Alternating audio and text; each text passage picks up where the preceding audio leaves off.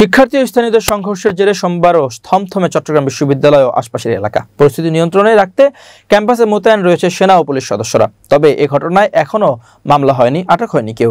আর একে অন্যকে দুষছেন বিশ্ববিদ্যালয় কর্তৃপক্ষ ও এলাকাবাসী। এদিকে 144 ধারার সময়সীমা আরও একদিন বাড়ানো হয়েছে। শিক্ষার্থীদের সঙ্গে স্থানীয়দের সংঘর্ষের পর নীরব চট্টগ্রাম বিশ্ববিদ্যালয়ের আশপাশের পরিবেশ।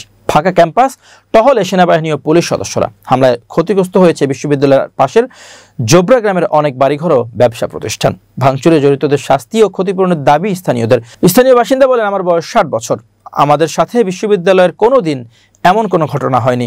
এটা কেন হলো আমরা জানি না। আমাদের বাড়িঘর ভাঙচুর করেছে, এটা তো আমাদের প্রাপ্য ছিল না। এদিকে শিক্ষার্থীদের উপর হামলায় জড়িত কাউকেই ছাড় দেওয়া হবে না বলে জানিয়েছে বিশ্ববিদ্যালয় কর্তৃপক্ষ। বিশ্ববিদ্যালয়ের উপাচার্য ডক্টর কামাল উদ্দিন বলেন, দল মত কোনো কিছু বিচার করার আমাদের সুযোগ নেই, কারণ যারা এ ধরনের কার্যক্রমে অংশ নিয়েছে, ওপেন শিক্ষার্থীদের কুপিয়েছে এবং অন্য কোনোভাবে কেউ এই চক্রান্তে অংশগ্রহণ করে বর্তমান বিশ্ববিদ্যালয় পরিস্থিতিকে ভিন্নভাবে প্রবাহিত করার সুযোগ তৈরি করেছে কিনা সেটি আমাদের খতিয়ে দেখতে হবে। ঘটনা তদন্তের রোববার রাতে 21 সদস্যের কমিটি গঠন করেছে বিশ্ববিদ্যালয় প্রশাসন।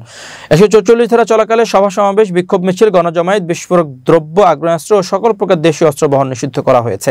রোববার চট্টগ্রাম বিশ্ববিদ্যালয় এলাকায় শিক্ষার্থীদের সঙ্গে স্থানীয়দের দফায় দফায় সংঘর্ষে উপাচার্য সহ অন্তত 200 জন আহত হন। শনিবার এক ছাত্রীকে মারধরের জেরে এই সংঘাতে জড়ায় শিক্ষার্থী ও স্থানীয়রা।